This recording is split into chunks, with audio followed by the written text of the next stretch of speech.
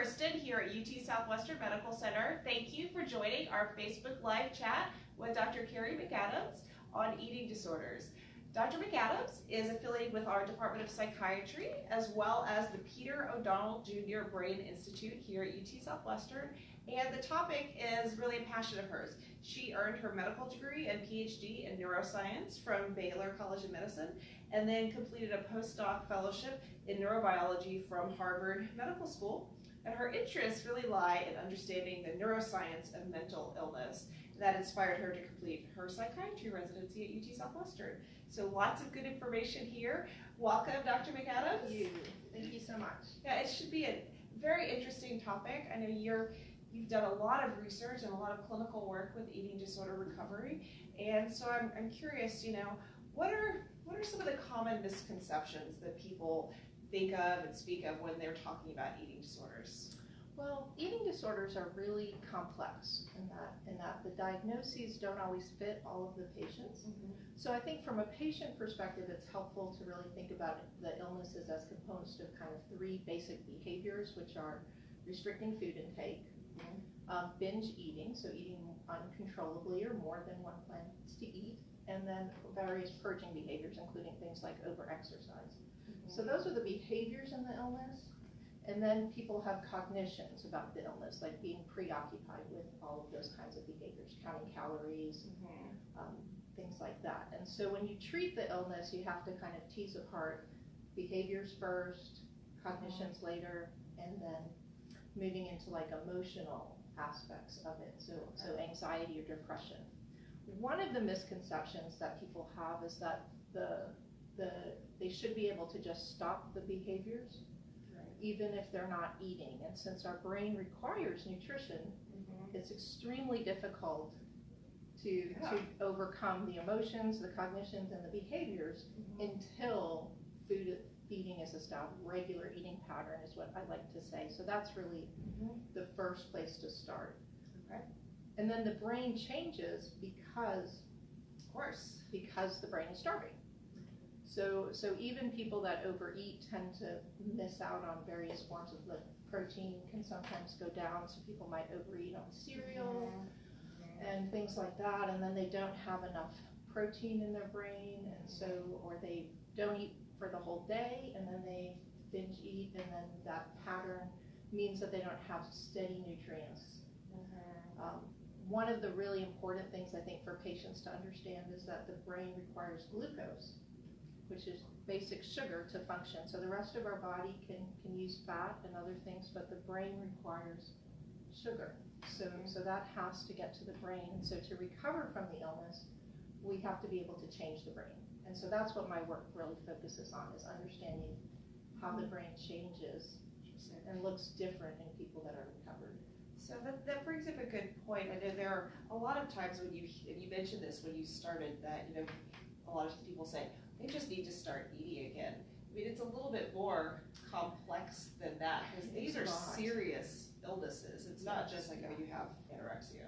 Yes, correct? That is really true. And that's one of the biggest problems we have with eating disorders and the stigma of eating disorders, is that people think that because they went on a diet and started obsessing about food and counting calories and being in this state, that they briefly had an eating disorder. For me, when I see a patient, often patients don't realize it's an eating disorder until they try to change the behavior. And that's really the foundation in mental illness. Like, by definition, almost, if you can't fix it, then that means the brain isn't working properly. Like, you want to do something, but you can't do it. And so figuring out how to overcome that, and there are lots of strategies to overcome that, but they really require a lot of therapeutic support and sometimes medications to help adjust which parts of the brain are more active or less active, so that people can start to overcome the behaviors. And so really identifying the processes that have to change in the brain in order for people to recover is the focus of our work here. Okay, good to know. So we mentioned that, obviously, the ones we hear most frequently about, you hear about bulimia, anorexia. There are others, though, obviously. And are there any common symptoms that individuals should look for? Well, so kind of going back to those basic behaviors, like counting calories, restricting food, My work really focuses on understanding the low self-esteem component of the illness. So almost everyone with a mental illness, there's stigma that develops because nobody wants to have a mental illness. People do not choose mental illnesses. That doesn't mean they don't choose to go on a diet, but once they're stuck in the illness, they need a lot of help to get out of it, and that's the big mental health stigma challenge that we have. Thank you. So we're starting to get some questions in. These are great. Keep them coming. We will take as many as we can get to. As always, I want to remind everybody that we can't answer specific medical questions. We don't want Dr. McAdams to diagnose you on Facebook. We need to schedule appointments for that, but we'll certainly take as many as we can get to. And here's one from a colleague, and it's, at what age are eating disorders most common? Is that something? Well, so that's a really important question because people tend to think these are illnesses that only happen in children. And they're not. They're most commonly caught by pediatricians because children see pediatricians regularly and they have growth curves. But really, the recovery rates for these illnesses are not that impressive. And so only about half of people that have anorexia will make it to sustained recovery. And that's really the focus of my work, is understanding how those people get there and seeing if by looking at the brains of the people that succeed in recovery, that make it to that point, we can go back and then develop treatments for the people that haven't been able to make those breakthroughs. And so that requires using the technique I focus on, which is functional brain imaging. And so that's really part of the Donald Brain Institute. And we're using MRI to understand how the brain is active when people think about things, so that we can understand the process that leads people to get to recovery. And my focus is on that underlying piece, which is how you think about yourself and how you think about other people. Interesting. And I just want to be clear, this is not sex specific. Eating disorders are prevalent in both women and men, correct? Yes. So they're more common in women, but some of that is a historical issue. So I see a lot of both male and female patients, but part of the history is that the diagnostic criteria require people to be very underweight, almost too underweight to do the therapy for anorexia nervosa.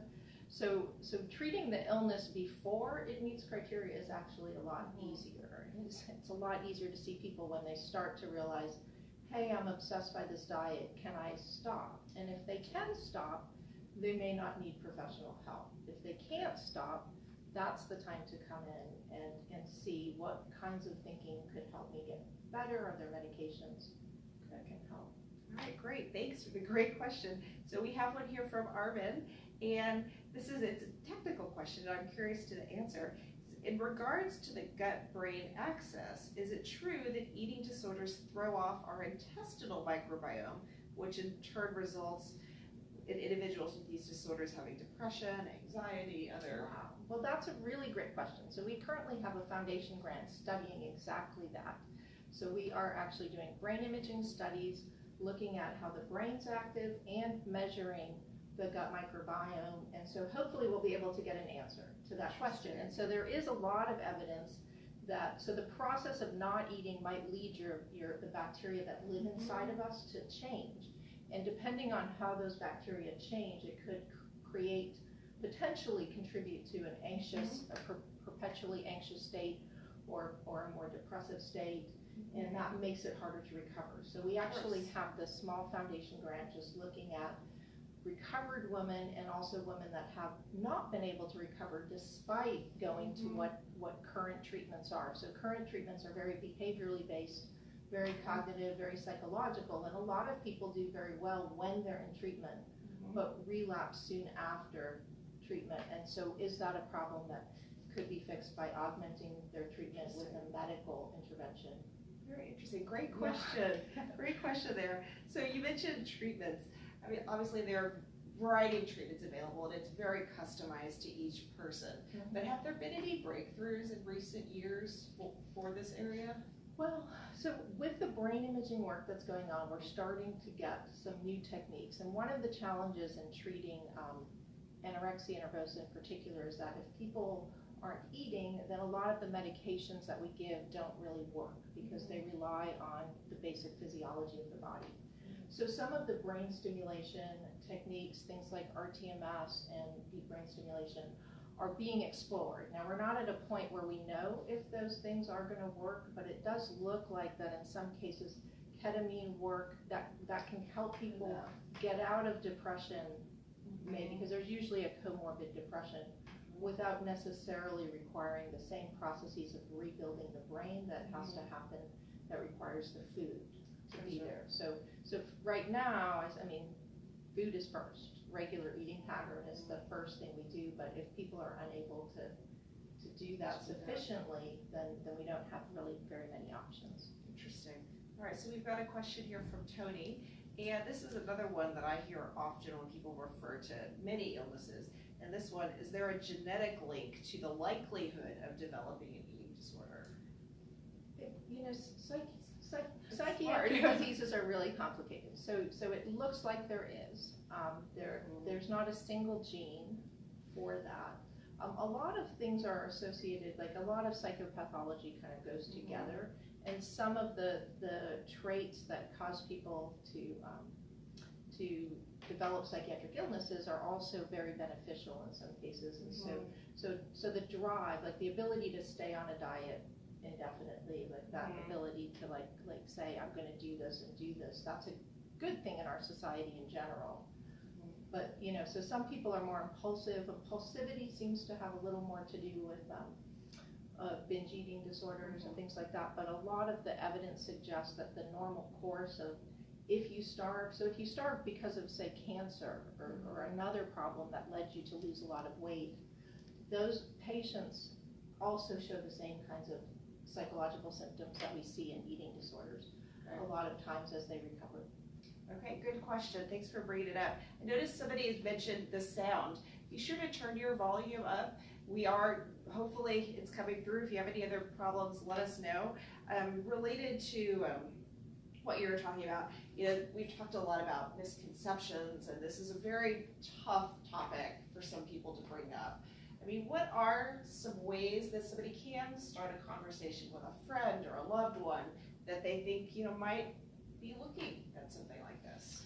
Yes, this is this is very, very difficult. It's really hard to raise these topics. Generally, people are more appreciative if you say something about you. I'm worried about you because you don't have time to do things that we used to do together. Is a common thing, not just for eating disorders, but for depression and anxiety. People withdraw. And so by putting it on you, I am worried about you, it takes the onus off, you're doing something wrong. Because one of the directions that our research has shown that people that stay ill and during the illness, they tend to blame themselves for everything. They have trouble accepting that they're doing good things in life. And so that's what some of our focus in therapy is helping people notice the good parts of their life and the relationships that they have.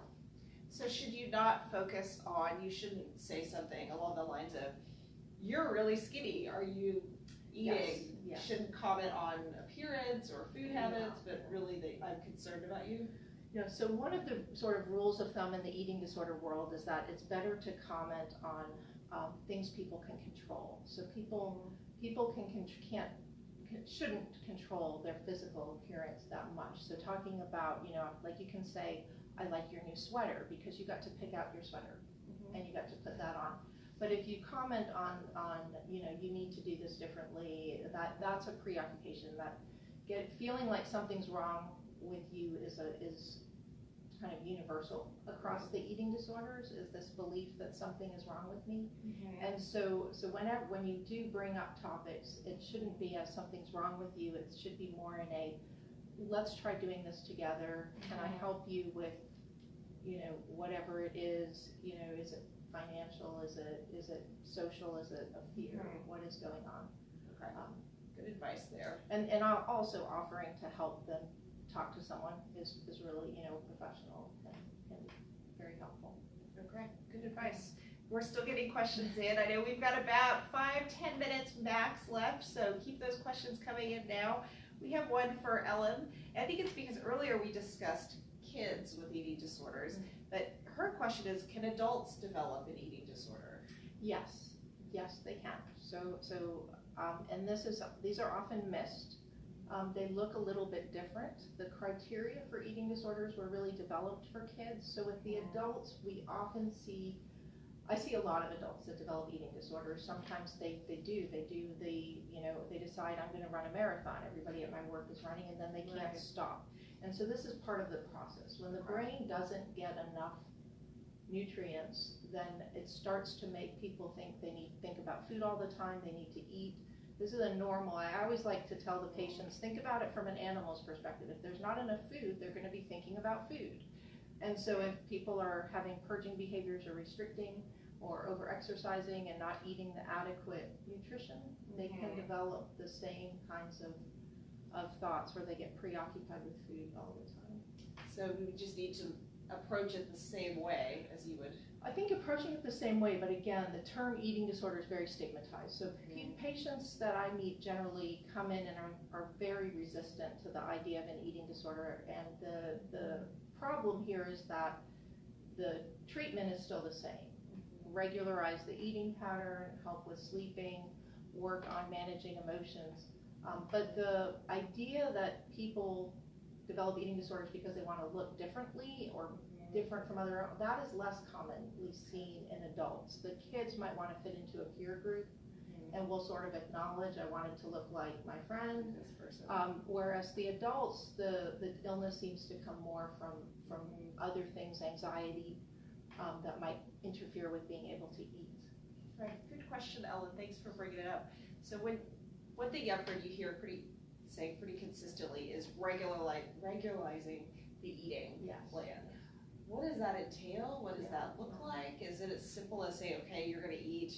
Not as simple, but it's here's not a simple. schedule? It's not simple. So this is the big thing with the illnesses. It's not simple, but the less decisions people have to make about food, the less they become preoccupied with the decisions. And so recovery is really characterized by people that have stopped thinking all the time about eating, or should I be eating? Did I eat too much? The preoccupations.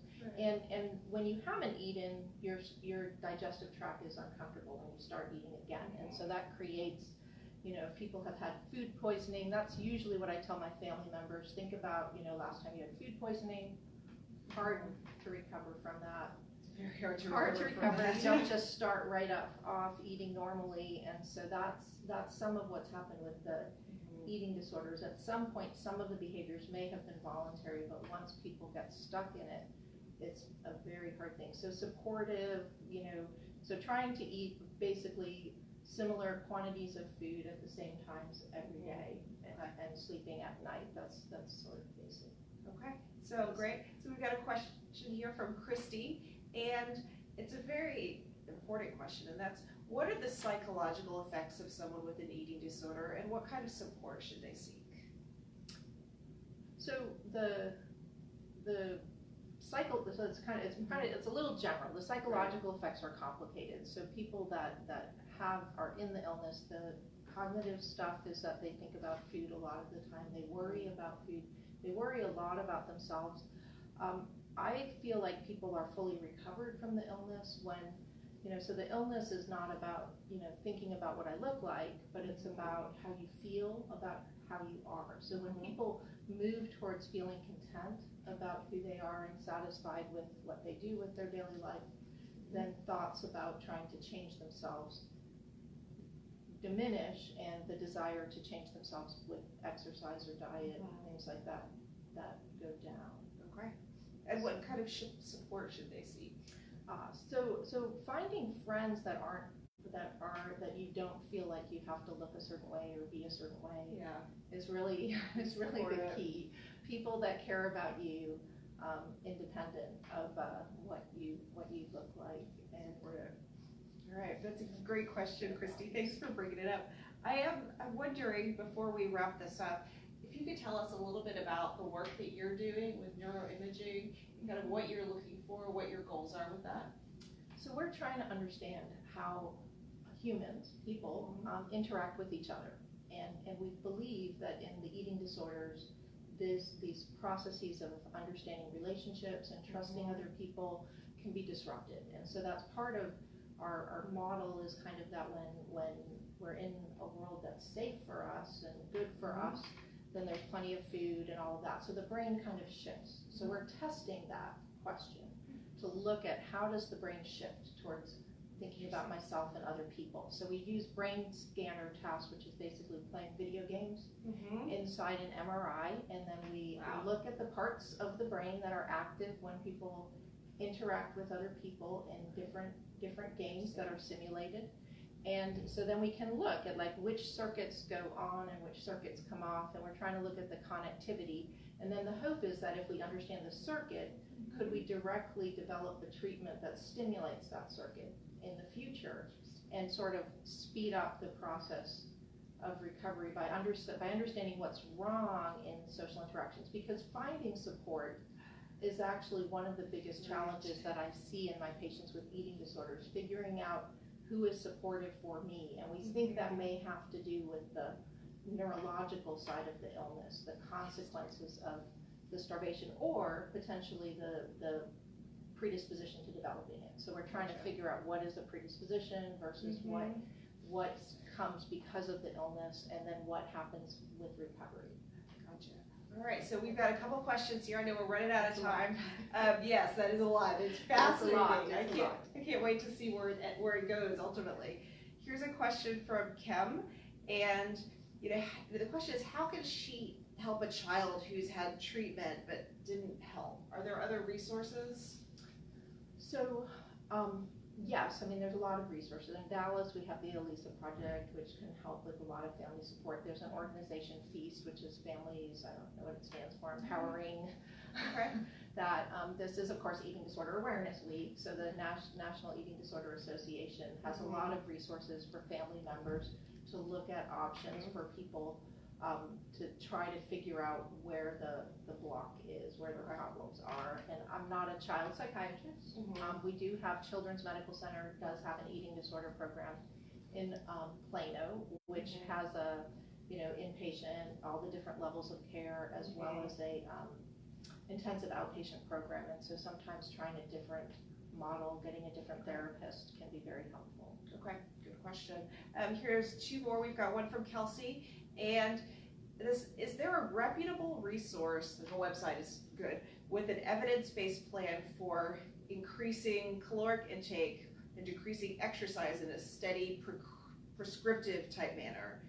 Apparently she's heard a lot of eat more, run less, but she's looking for an actual plan to follow. I think you really have to find a therapist and dietitian and psychiatrist and sometimes primary care to really put it together for you and to personalize it. It's a hard process because everybody, sort of all these things, everything we do has the potential to be an addictive behavior. And so figuring out what is the most addictive, what is the least, what can people do, it's going to be very personalized. And so that's where kind of troubleshooting with an experienced eating disorder professional is really helpful to figure out what you can do. And there isn't enough research on this, partly because it is so individualized with regard to food and exercise changes. It's so individualized that, so there is research on, cognitive behavioral therapy for eating disorders is excellent, and there's a lot of other things. When you go to a treatment program, it stops a lot of the behaviors instantly, and so then sometimes that resets, and when people leave treatment, they can start on a new path. Gotcha. Okay.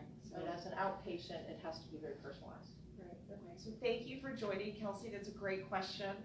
We've got time for one more question here, and this was one from Christy. And her question, there are two parts, but it's really the same thing. And it's, what can friends and family members do to support somebody, a loved one with an eating disorder, and how can they better understand what that person is going through? So excellent question again. These are really great questions. With supporting people, one of the things that I find is easiest for family members is distraction is really one of the fundamental, the less time a person is spending thinking about being mentally ill, the less mentally ill they are. So this is especially in the eating disorders, one of the preoccupations. So finding activities that you can still do with the person is very supportive, because, and then reminding them that they did something without thinking about the eating disorder, because they forget. So life is about, doing stuff we like and then remembering we did stuff that we liked. So does it have to be stuff, should it not be related to food, or should It's it usually easier. Like, there's a lot of pressure on people with eating disorders if they know they're going to go to an event where you have to eat. And so a lot of times, offering to spend an afternoon playing card games or, doing puzzles, like or going, not intense exercise, but walk at the Arboretum, things like that. So distraction, so one of the challenges is that if you get, defined as the mentally ill patient, then everybody's always asking, how are you? Are you okay? Are you okay? And that kind of question, that check of, am I really okay? Like, why do people feel a need to ask me if I'm okay? That creates a different cycle. So a lot of the education with families and friends is to help them just being with the person without trying to define how they are is it's an art form. I think that could be very challenging at times. It can, yeah, especially if people are very sick, right? If people can't do that, then they really do need a higher level of care, and they should be encouraging them to seek that out. People that won't leave the house and right. Yeah. Okay. Well, unfortunately, we are out of time. We got to wrap it up today. I want to thank everybody for joining us, for all these great questions. It's been a really fantastic 25 minutes. As normal, this will be here on our Facebook page, so you can come back and watch it again. And we'll also be sharing it on our YouTube channel this afternoon. And we'll share the link in the comments feed and on the event page, so you can go back and refer to it as you have time. Mainly, I want to thank Dr. McAdams for joining us and answering all these questions. Thank you so much. It's been really wonderful. I know Eating Disorder Awareness Week, there's a lot of misinformation, and anything I can do to help people to get past these illnesses is important. All right, well, thank you very much. Have a wonderful day.